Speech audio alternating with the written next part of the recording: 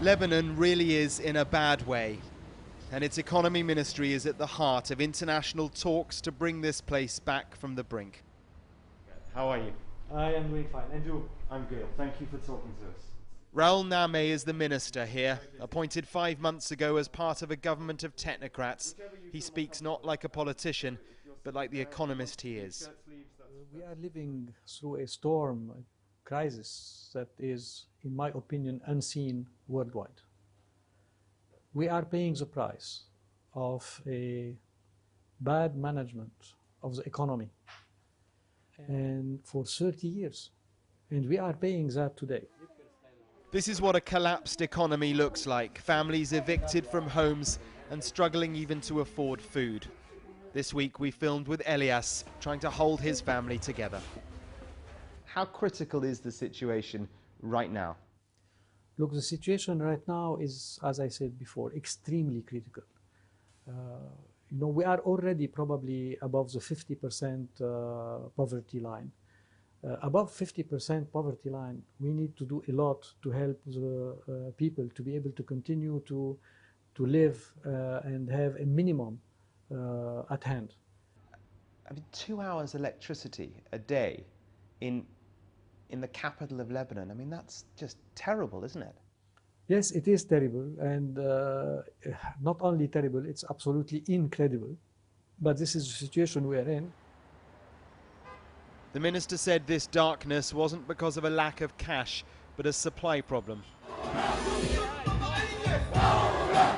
The frustration on the streets is almost daily, and talks with the International Monetary Fund have been ongoing for weeks, but still there is no bailout agreed, in large part because politicians inside the country can't agree on the scale of the losses or the required reforms. But it seems to me that the IMF is saying, look, we want to give you money, we want to help you, but you need to get your own house in order. You can't even agree on the scale of the losses. The government says it's some 241 trillion Lebanese pounds or something, and others in Parliament and the banks say it's far less than that. If you can't even agree amongst yourselves about how much you owe and how much you need, how can you expect others to help you? Look, I think it has been very clearly stated by IMF that our numbers as a government are the right numbers. Everything else, in my opinion, is just not acceptable. But assume that the numbers are right, that the IMF goes for it, gives you a loan. How are you going to get your parliament to agree to that?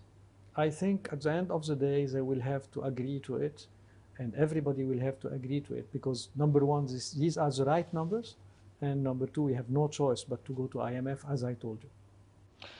So as we sit here today, how likely do you think it is that a deal, a bailout with the IMF will be? Are we talking 50% chance, 25%? In my opinion, 100%. The only question is when. And what's the answer to that? But I don't know the answer to that. It's whenever everybody, for example, in the parliament understands that really we have no other choice. So how are the negotiations? The politicians have to understand that this is, and understand it, and absorb it, and say, yes, okay, at the end of the day, IMF is a solution. It doesn't mean accepting all the conditions of IMF, but IMF is a solution.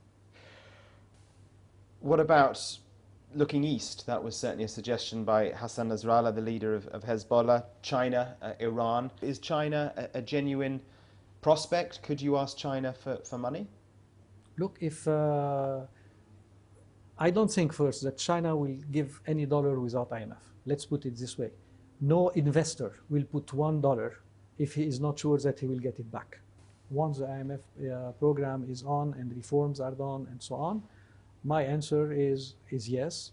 I don't think Iran in the current geopolitical situation is a solution that we could look into. Are we looking at essentially a failed state here in Lebanon?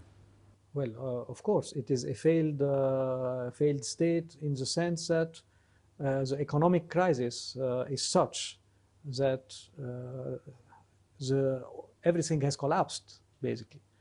Now, the government is doing, in my opinion, whatever is needed to be able to get out of this crisis. It will be painful, it will be long, but it will happen. I am very confident that at the end of the road, the light is there. At the end of the tunnel, the light is there. We will get out of it.